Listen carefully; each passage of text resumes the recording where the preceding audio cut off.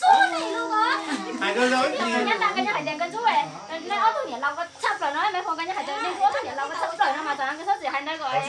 mấy cô ở đây nhà lòng mà ta hải các bà vì nhá gì rất chói mà ngoài đây. Ôi chả nhá gì nhá cà phê nó chả rồi nó một số Nó là tiếng một số đấy nó kén đi chơi. chúng mà chả chơi rồi. Không thiếu gì bỏ chơi, không thiếu gì cái này không thiếu đâu sang cũng được không? Chớ thường cao của thay lọ. Thật đó. Tôi quá chơi cái gì á. Mà chúng ta là hải hồ đó nè. Ông con mà nhìn nhận đó là chỉ là À giờ hay thì hay còn tên nữa. Cái gì hay hay rồi. Ta thằng con nhỏ xia thì chết không. Cái gì tụi hành động chắc rồi à. có nè ông con mà dạ tổ á người đó là tiền lô muốn tên cho nên nó là nó quyết định là cái gì.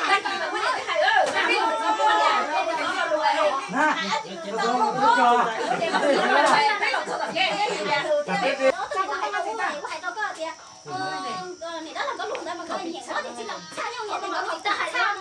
Có người ta hay đến nhân ra là cái gì giờ thì ta hay nó sao cái gì hả? Dạ. Anh chị chào, có nhiều hết đây hả? Ủa mà uống chỉ liệu, giờ thì các chị hay uống chỉ hay á. Các chị ta mà uống sao thì anh đi cho chị lẩu quay. Cháu hay xong rồi mỗi ngày nữa rồi. Má coi giờ nó sẽ có cái gì đấy nhau thì con trong tên nó hay nó mỏng nhỏ thành con ta luôn á. Ồ, giờ có nè, các chặt tiền đó tụ ra. Các chặt tiền đó tao thì nó hay ngon lắm nhá. Giờ con mà. Ngon mà gì?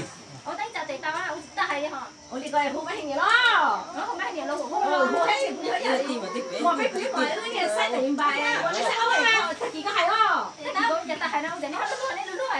Tại nó sai giờ nó đây có bỏ ý lên chỉ này đã như con nhỉ hết để biết một cái. Nhớ gì cho nè, nhớ gì tôi nè lâu chị cũng xíu, còn chị cạo con đó. Nhớ lấy luôn rồi mà. Tôi nhìn nó chỉ ta hay chỉ một xíu chỉ ta hay nó. À để thao tôi nhìn nó tiền lấy tôi lấy tôi nè nó luôn rồi là tôi thấy nhìn nó hay cái đồ để kìa. Mà mồi nó tôi nhìn nó sao thì chẳng đua đâu để sau mà áo quần đánh à rồi. Để của sáng lúc đó mà chịu cắn luôn rồi đấy mà Thấy được tôi ở đây. ấy là đi cái thân mà hay mà cái là đi nó cái cái nó mẫu thanh nó cá nó mẫu thanh táo. Ừ. Cá nó mẫu thanh táo rồi đó và Chẳng nhưng mà mà hành gì nó khí rồi, hại cho không lo mà nó khí tông.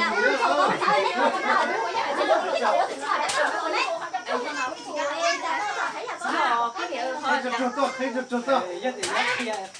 thôi thì giống mua khăn dâu rồi mà không mà tí mua bé lọt chế ở mà uống như hay kia à mua bé lọt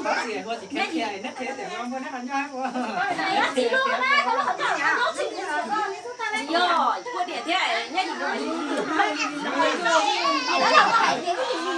Cái tỏ tôi đi con nữa là.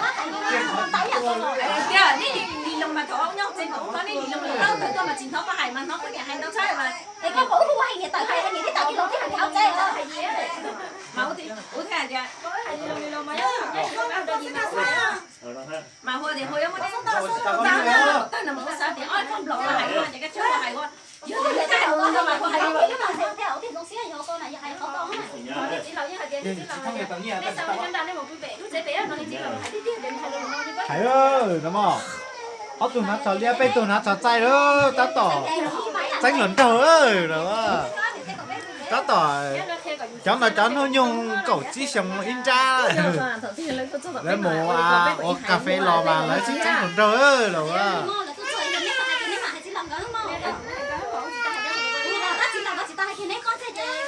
ừ nhưng sao có nhớ rõ ủa như hay mấy hình nhà thì mấy hình nhà họ tự xếp họ coi họ tự chính lộc cái gì ta hay kia họ mua nhiều gì ta hay thì của mua chỉ mua này nhưng mà không đâu mà có hay thế này khi mình nhé con cuốn này mà cái hay nó sẽ cái liền chỗ nó muốn hay tăng được cho tôi của xin nó hay nữa Thế sẽ từ từ nhiên cũng mua cái cũng khẩu cái này chạy cuộc à cho biết cho nhiều trong nó từ nhiên là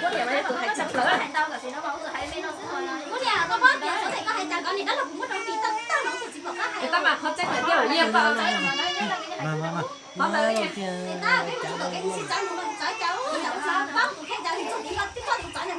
này chả kia này chả nhà lùa hết mà ôi trời ơi ôi trời quân này cho một chỉ ơi quân này tụi tông tàu á rồi có điều lớn nhẹ lên chỉ để tụi bé này người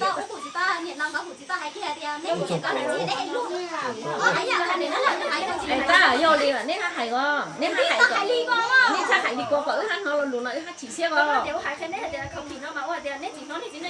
cậu cũng có nữa lấy nào chào về đấy nè là mà bây giờ chứ thì đó là hai bao con con rau á mua biết có cho con nó này cũng không làm luôn rồi nó gì á đại không giờ liệu còn này không mà chạy chứ ha Đúng rồi,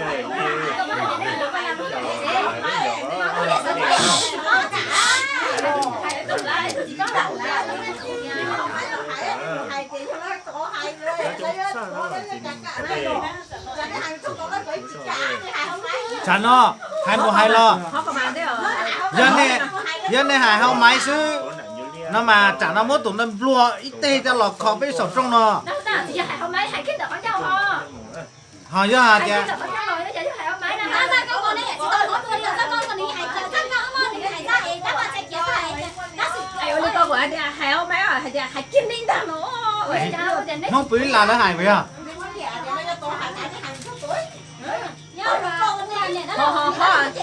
khó thân mà giờ khó thân mà biển khó thân mà Chi tụi nó sao đấy chúng tôi đấy chụp bức tranh lòng ấy chỉ hủ xe lên ta tỏ nó hải thốn đâu chạy thầu thuộc đu sư chỉ một lùa đi có một ít chia mà tàu lớn đâu rồi cái các mà tụi thái nó liên nó ấy tôi là mà tụi sẽ để áp nó bay nó ấy nó tới giờ sửa tao nè tụi bé mà dâu tụi bé tao chơi tụi bé mới điขี่tụi bé mà tụi giờ con nó thấy lết thế nè bé tụi nó mà giờ bé tụi lấy một cái hoa lửa nó lấy một cái rau của rau bò tỏi lúa giò chỉ nhau rồi tuần sau cũng nhau rồi mà lấy một rau là xong mà là hết tivi là sau nó mà lấy nó cho phu gì cứ game mà chẳng nào lấy phu gì thì để cho nó mà lại không có mà là tivi xí chả là thế hải tivi hiện đại rồi nó chẳng nó mà cho tôi cách sẽ đến đâu này cho cứ tivi phu gì sẽ đến này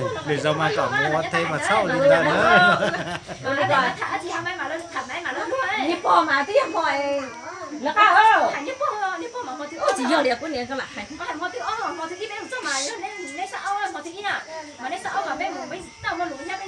mà hình như thì để sẽ đánh bảo với con dân này cháu lúa nó có chả nó có chỉ cho mảnh nữa là họ không chơi cái mảnh à không phải lý do tao là chỉ hải chứ lại á sao chỉ tàu thế có sao chỉ tàu này coi thấy tu giờ tính cái lòng mà coi cái cái gì đó mà các bác nhắc xây tàu nhắc hải kéo nhiều con mà chỉ có tôi tao nói chỉ mấy cái này hải lùn con thì chỉ có cái gì cũng đi hải lùn mà nhắc xây tàu mà nhắc hải lớn mà chỉ nên chưa có nhà giờ là lùn có kia thì sao tiền không có rồi mà nhắc hải à tay co thì hả thì mua có thì cho ta hả chị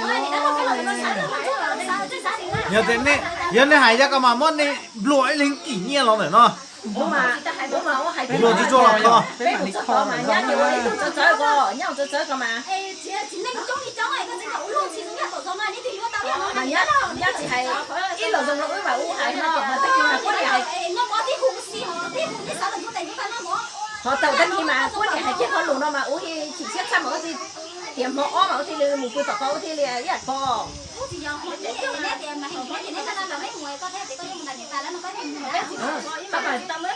đó mà có nhà hay cái mấy ạ nhá mới mà chỉ ta hay đâu